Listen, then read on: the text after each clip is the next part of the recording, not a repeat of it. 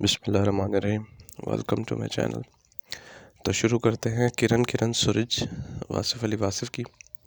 تو اس سے ہم نیکسٹ چیپٹر کی طرف آ رہے ہیں۔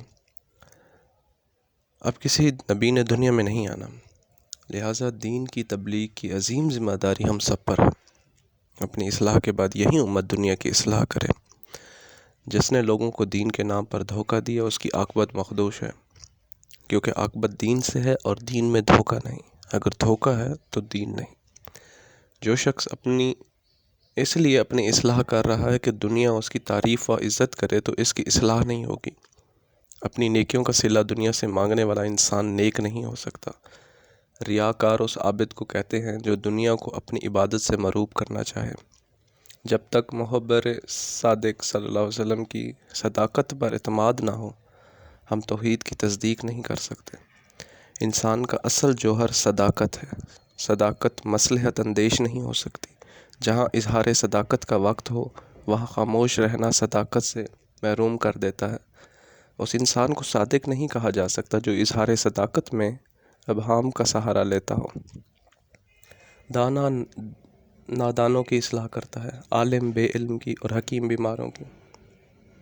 وہ حکیم علاج کیا کرے گا جس کو مریض سے محبت ہی نہ ہو؟ اسی طرح وہ مصلح جو گناہ گاروں سے نفرت کرتا ہے ان کی اصلاح کیا کرے گا؟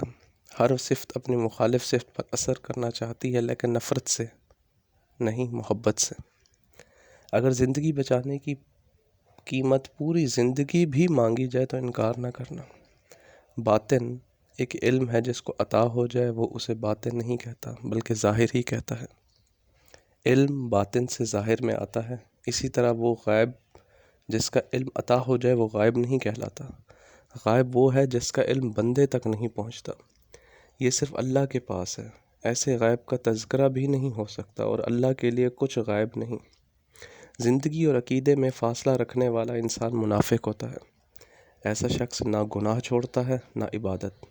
اللہ اس کی سماجی یا سیاسی ضرورت ہوتا ہے، دینی نہیں۔ ایسے آدمی کے لیے مایوسی اور قرب مسلسل کا عذاب ہے۔ بہت شکریہ۔ تو ملتے ہیں بک کے بقیہ حصے کی طرف نیکسٹ ویڈیو میں۔ اللہ حافظ۔